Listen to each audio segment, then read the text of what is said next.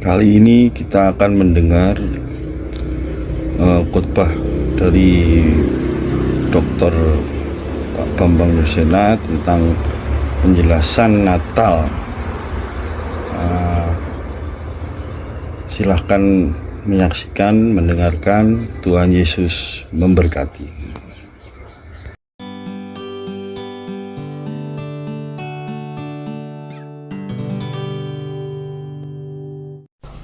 Ada banyak orang yang mulai berpikir sekarang, bahkan ada gereja yang sudah tidak mau lagi ada Natalan. Karena apa? Ada pandangan bahwa sesungguhnya Natal itu tidak mungkin terjadi pada bulan Desember. Jadi yang dipersoalkan adalah ketepatan tanggalnya. Sebab apa? Di sini menurut mereka ini ada gembala-gembala di padang yang menggembalakan dombanya. Coba kita lihat sekarang di Israel, di Timur Tengah. Apa mungkin pada bulan Desember yang sangat dingin itu ada gembala-gembala yang menggembalakan dombanya di padang? Itu tidak mungkin. Paling-paling gembala itu hanya bisa menggembalakan dombanya kira-kira pada bulan Oktober paling akhir, karena setelah itu sangat dingin, sangat-sangat dingin. Nah, atas dasar itu kemudian beberapa kelompok mengatakan tidak perlulah kita Natalan lagi, karena Natalan itu sungguhnya merupakan pemeliharaan dari ritus-ritus pagan, ritus-ritus kafir, penyembahan dewa matahari yang tak terkalahkan, dan kemudian diambil alih gereja untuk Natalan. Nah, kira-kira bagaimana sikap kita sekarang?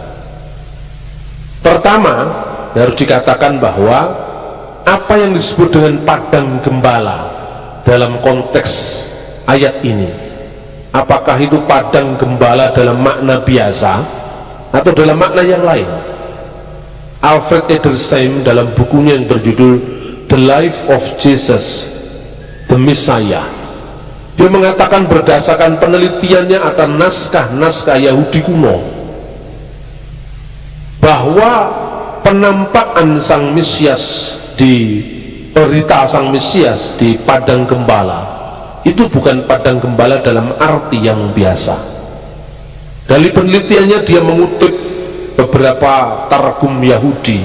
Targum itu terjemahan perjanjian lama yang diterjemahkan dalam bahasa yang dipakai sehari-hari oleh Yesus, yaitu bahasa Aramaik. Antara lain dalam kitab Alkitab yang terjemahan Targum Jonathan, itu kira-kira abadnya Yesus, ketika Rahel meninggal, di situ dalam kitab Kejadian, menurut terjemahan Targum itu ada ungkapan bahwa yang di sana akan muncul Sang Mesias yang menampakkan diri di Migdal Eden. Migdal Eden dalam bahasa Ibrani itu adalah padang gembala. Dalam konteks nubuatan kitab Kejadian menurut terjemahan Alkitab Targum dalam bahasa Arab. Jadi Sang Mesias akan menampakkan diri, artinya berita tentang Mesias itu akan digemakan di Migdal Eden. Nah, penelitian selanjutnya Migdal Eden itu ternyata adalah sekawanan domba yang memang dipelihara khusus di dekat Bait Allah dalam perjalanan Yerusalem dan Bethlehem. Jadi yang namanya Shahal Rahwat sekarang ini itu hanya miniatur yang dibangun gereja kuno, tetapi bukan tempat yang sebenarnya. Nah, disitulah gembala-gembala itu menggembalakan dombanya sepanjang musim, karena tidak ada upacara Yahudi yang sama sekali lepas dari upacara penyembelian domba. Nah, bukti bahwa Desember ada upacara Yahudi penyembelian domba itu adalah upacara Hanukah.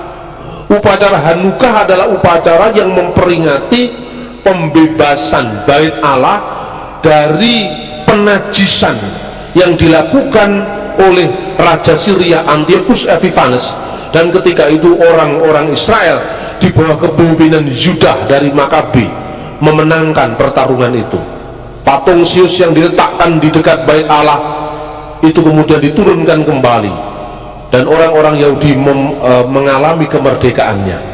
Jadi dalam Injil Yohanes dicatat tentang konteks Yesus ketika berbicara, akulah terang dunia. barang siapa percaya kepadaku, dia tidak berjalan dalam kegelapan, tetapi dia akan memperoleh terang hidup. Itu Yesus ketika menghadiri konteksnya perayaan Hanukkah. Sampai hari ini perayaan Hanukkah itu ada pada orang Yahudi, dan itu tiba pada bulan Tebet atau bulan Desember. Logikanya kalau bulan Desember ada penyembelihan korban, berarti harus ada domba yang disiapkan di sepanjang musim, sepanjang tahun. Nah, itu penelitian tentang konteksnya padang gembala. Yang kedua, munculnya saat yang istimewa di mana Allah firman-Nya turun menjadi manusia. Tentu itu bukan saat-saat biasa, itu merupakan sesuatu yang istimewa, yang secara khusus. Logikanya dibalik, apa tidak mungkin Allah menyiapkan suasana yang khusus, yang terang, yang tidak ada hujan pada saat kelahiran putranya di muka bumi? Apa tidak mungkin? Semuanya mungkin. Dan coba perhatikan, pikiran-pikiran ini muncul dari para teolog di abad-abad lalu yang mengentengkan segala informasi Alkitab yang bersifat historis. Dia menganggap kisah Natal itu sebetulnya hanya merupakan kisah yang punya makna, tetapi historisnya belum tentu ada. Ini abad-abad lalu. Tetapi sebenarnya penelitian terbaru tidak lagi seperti itu. Karena dulu orang meragukan eksistensi Pilatus, ternyata inskripsi Pilatus ditemukan. Orang dulu meragukan eksistensi agnostoteo, kepada ilah yang tidak dikenal dalam Kisah Rasul pasal 17, di tempat yang namanya Bukit Mars Areopagus di Athena. Batu prasasti yang dicatat dalam Kisah para Rasul itu ditemukan. Mestinya pandangan-pandangan abad lalu itu disesuaikan dengan temuan-temuan baru, bukan kemudian memutlakkan apa yang dulu merupakan sebuah hipotesis sekarang ini yang sudah tidak terbukti.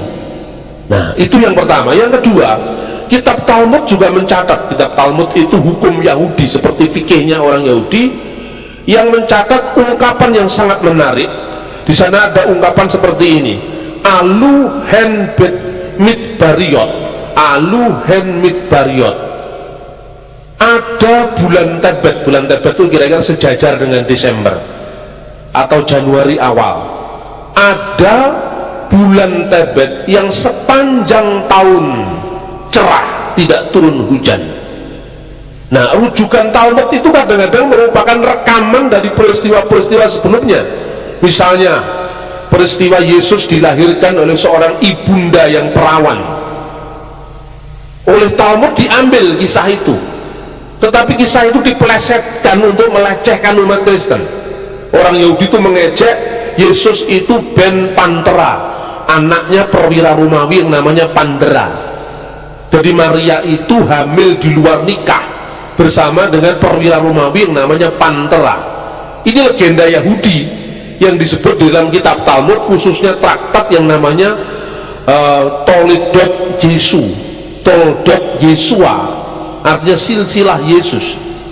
Nah, kemudian ternyata ejekan Yahudi ini pelesetan. Pantera itu sesungguhnya dipelesetkan dari kata Yunani Parthenos, perawan. Jadi kata Parthenos dipelesetkan jadi Pantera. Apa kebiasaan orang Yahudi suka meleset-melesetkan begitu? Ya. Injil, kitabnya orang Kristen, yang artinya kabar baik, oleh orang Yahudi dipelesetkan jadi Evangelion. Aslinya dari Evangelion, Euangelion, kabar yang baik. Oleh orang Yahudi dipelesetkan jadi Evangelion, dosa orang-orang pinggiran. Apa yang disebut pinggiran itu Galilea, yang dianggap terlepas dari pusat ortodoksi Yahudi di Yerusalem. Maka Galilea itu orang-orang pinggir. Yesus berkarya di Galilea, wilayah bangsa-bangsa, wilayah Goyim, wilayah Gentile, wilayah bukan Yahudi, yang direndahkan di mata orang Yahudi. Jadi Evangelion, dosa orang-orang pinggiran, Wesefer Hama Al-Sinim, dan kitab orang-orang pengumpat. Itu orang Kristen yang kemudian dikutuk oleh orang Yahudi dalam konsili di kota Yamnia. Terkutuklah orang-orang Kristen, orang-orang Muslim, kiranya nama mereka akan segera terhapus dari kitab kehidupan. Nyatanya orang Kristen tidak pernah hilang dari kitab kehidupan, dia semakin berkembang, sekarang jumlahnya melebihi jumlah orang yang mengutuknya. Amin. Artinya bahwa kutukan itu tidak mempan. Walaupun sampai hari ini orang Yahudi membaca kutukan itu, cuma kata Nosrimnya diganti, jadi tidak lagi eksplisit Kristen, tetapi kaum penyesat, orang-orang penyesat itu termasuk orang Kristen, orang Saduki, yang untuk orang Parisi gitu. Yahudi yang aliran Parisi. Jadi seperti kata Evangelion, plesetan dari Evangelion, Injil, maka Parthenos diplesetkan jadi Pandera. Yesus dianggap anak haram dari perwira Romawi. Nah anehnya, beberapa saat itu ada buku yang ditulis oleh seorang pendeta, namanya itu James Tabor. Dia nulis buku judulnya The Jesus Dynasty, dinasti Yesus. Katanya kuburan Bapak Yesus aslinya ditemukan di Sidon. Nah ini memang sekarang ini banyak orang gila sekarang ini, termasuk pendetanya juga sinting sekarang ini banyak. Makanya sekarang ini rumusnya sudah saya kan, ojo kagetan, ojo gumunan, ojo goblok gitu. Maka sekarang gereja harus menekankan pengajaran. Kalau tidak, gereja akan dirongrong oleh ajaran-ajaran yang aneh-aneh ini. Padahal itu sebetulnya merupakan sebuah hipotesis praduga yang tidak terbukti.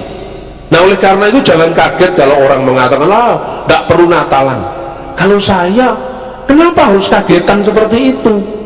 Ya kan? Terus pertama, kalau kitab Talmud berbicara tentang bulan Tebet, bulan Desember sepanjang tahun tidak turun hujan, berarti masih sangat dimungkinkan adanya gembala-gembala yang menggembalakan domba di padang, masih sangat dimungkinkan.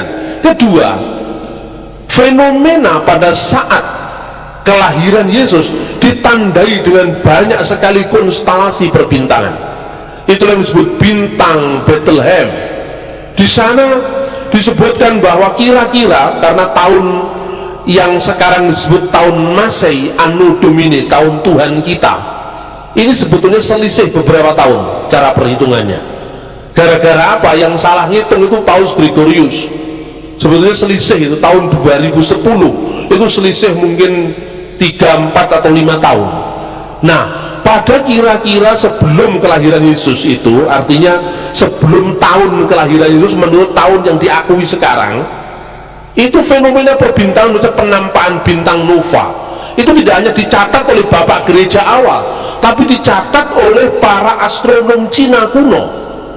Kemudian konstelasi 3 planet, Jupiter, Saturnus, dan Pisces, itu juga terjadi kira-kira pada zaman-zaman kelahiran Yesus itu, dan itu ditemukan dalam sebuah catatan batu yang ditemukan oleh seorang arkeolog namanya Scandable tahun 1925. Catatan batu Zipar yang di sana dikatakan di dalam bahasa apa itu Babel, bahasa Akadia, itu dikatakan mulu baba akaiwanu inajipati, mulu baba akaiwanu inajipati, yang artinya Jupiter dan Saturnus dalam konstelasi bintang Pisces. Dan itu menunjukkan bahwa ada gangguan alam yang terjadi saat itu, sehingga kita tidak perlu harus menolak fakta Natal dengan mengatakan Desember tidak mungkin ada gembala menggembalakan domba di sepanjang musim. Itu kalau situasi normal. Tapi catatan-catatan sejarah membuat banyak situasi tidak normal. Sepanjang tahun ini saja karena letusan gunung-gunung berapi, Jawa tidak normal kan? Yang mestinya hujan tidak hujan, yang mestinya sudah selesai hujan terus hujan. Coba, tidak normal sepanjang tahun ini. Itu karena letusan beberapa gunung di Pulau Jawa. Nah abad-abad kelahiran Yesus itu banyak yang tidak normal dari alam itu, kan begitu kan? Nah karena itu ukurannya jangan ukuran pada situasi normal. Sebelum tsunami Aceh, saya mau berangkat ke Kairo waktu itu tahun 2003. Saya meninggal Indonesia cukup waktu yang lama, kira-kira 2 tahun lebih. Makanya saya dengan komunitas saya di Malang, komunitas ISCS di Malang, kami mengadakan acara bakar ikan di pantai laut selatan. di Sendang Biru waktu itu. Nah, Sendang Biru waktu itu masih indah loh saudara-saudara, masih indah, dikunjungi banyak orang, tempat penginapannya masih ada. Saya pulang dari Mesir tahun 2005, saya datang ke tempat itu untuk acara yang sama, bakar ikan. Ternyata pantai yang dulu itu sekarang sudah turun jauh ke bawah, kira-kira sampai 15 meter.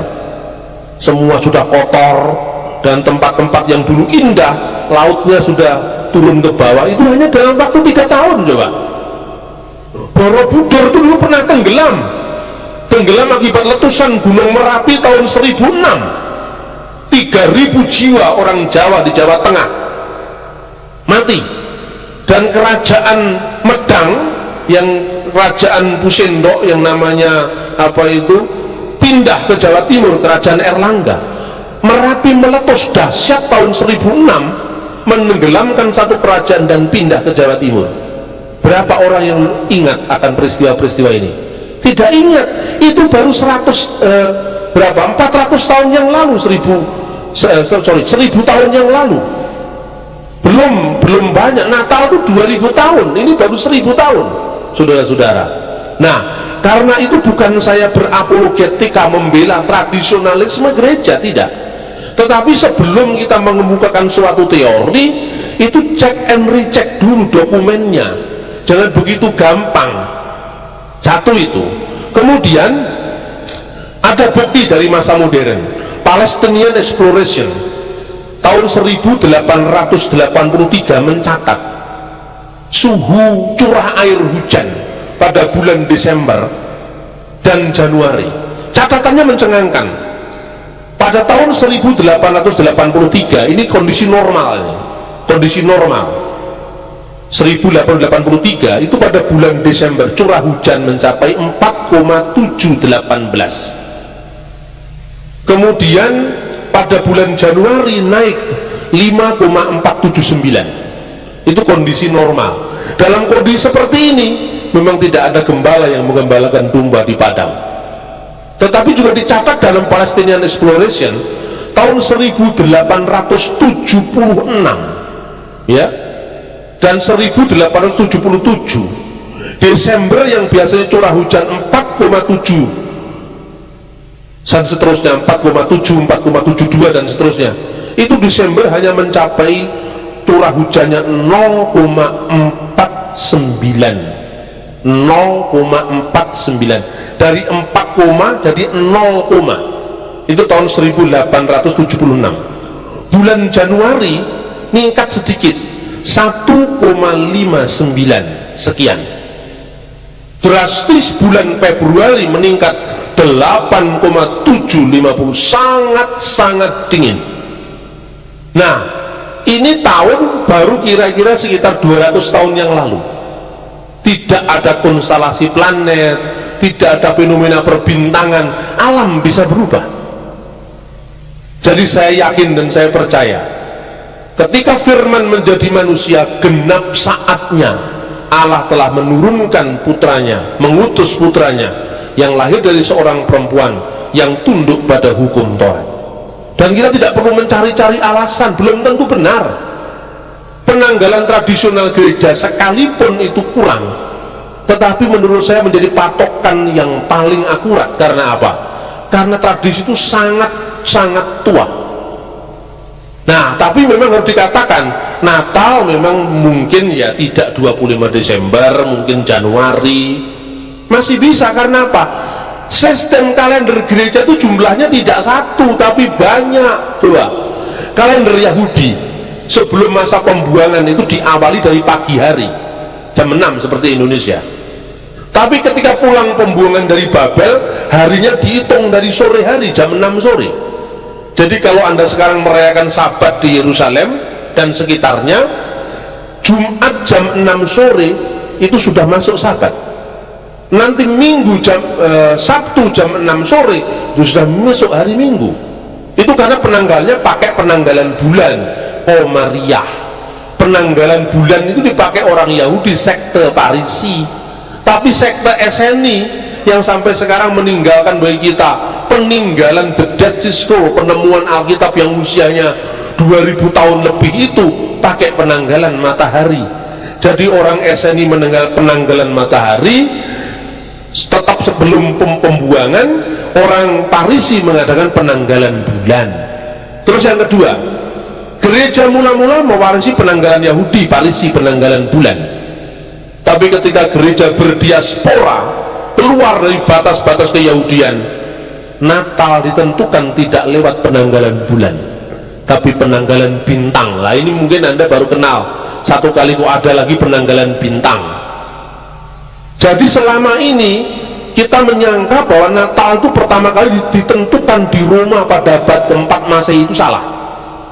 Gereja Roma Katolik hanya mengambil penanggalan Natal dari gereja Ortodok Koptik di Mesir yang ditentukan sejak tahun 180-an Masehi, ya.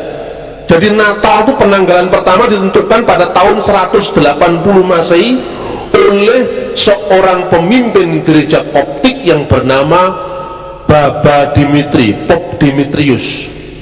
Di dalam dokumen yang berjudul Koptik Didaskalia Apostolorum, dalam dokumen itu dikatakan, rayakanlah kelahiran juru selamat kita pada tanggal 29 bulan Kiyah, bulan Mesir Kiyah.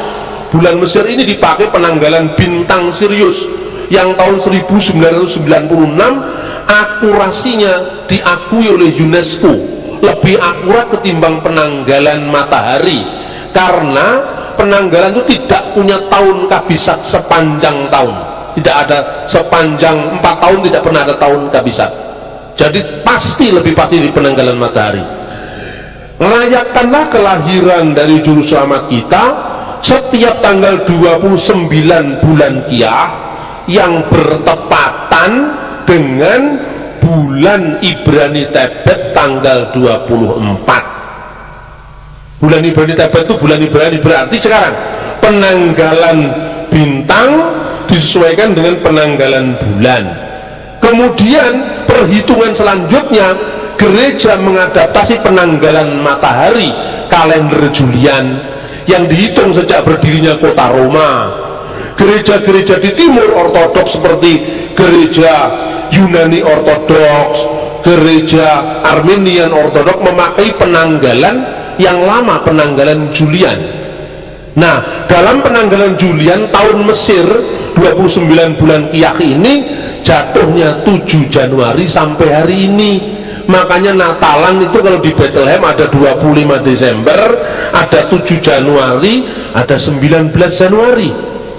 Loh kok bisa Pak ada 19? Ada, itu penanggalan matahari Kapadokian yang dipakai oleh gereja Armenia. Kemudian penanggalan gereja Yunani Ortodoks mulai penanggalan matahari atau penanggalan Samsiah versi Julian 7 Desember. Sejak abad 15 Paus Gregorius merevisi penanggalan Julian menjadi penanggalan Gregorian, dan menurut hitungan Gregorian 25 Desember. Ayo sekarang mana yang benar? Anda ngitungnya aja mumet kan? Nah kalau ngitungnya mumet, kenapa mempersoalkan sekarang? Yang Natalan 7 Januari silahkan, 25 Desember silahkan, gitu aja nggak usah mumet. Karena Anda ngitung tahunnya aja pusing, apalagi mau lihat harinya tepatnya tanggal berapa. Kira-kira saksi Yehova ngerti nggak yang begini-begini? Saya jamin pasti orang ngerti. Itulah yang namanya keminter. Keminter itu sok tahu, kemeruh. Jadi apa yang ditulis itu The Book of Kemeruh itu. Saksi Yehova itu buku-bukunya buku-buku kemeruh semua. Oh Natalan tuh kira-kira bulan Oktober, itu dihitung pakai penanggalan apa sekarang? Wong dia jenis-jenisnya penanggalannya tidak tahu.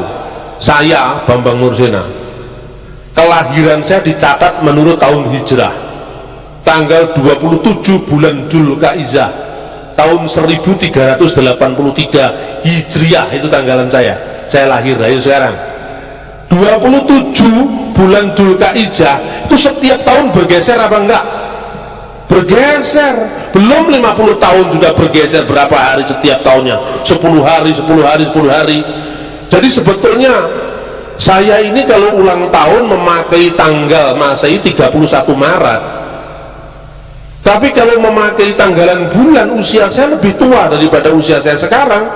mungkin selisih 4 tahun, itu baru belum sampai 50 tahun, 46 tahun menurut hitungan tanggalan Masehi usia saya. Kalau hitungan tanggalan bulan 49 tahun. Google salah mencatat 50 tahun, nggak tahu sumbernya dari mana itu, dari Wikipedia. Coba, ini baru peristiwa yang kira-kira 40 tahun yang lalu, lebih sedikit, bisa geser-geser.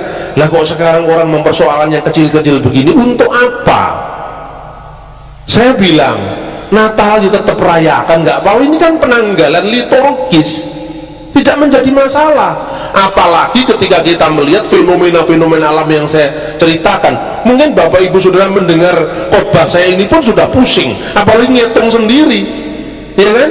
Karena itu nggak usah dipersoalkan yang begini. Yang dipersoalkan itu yang lebih bermutu,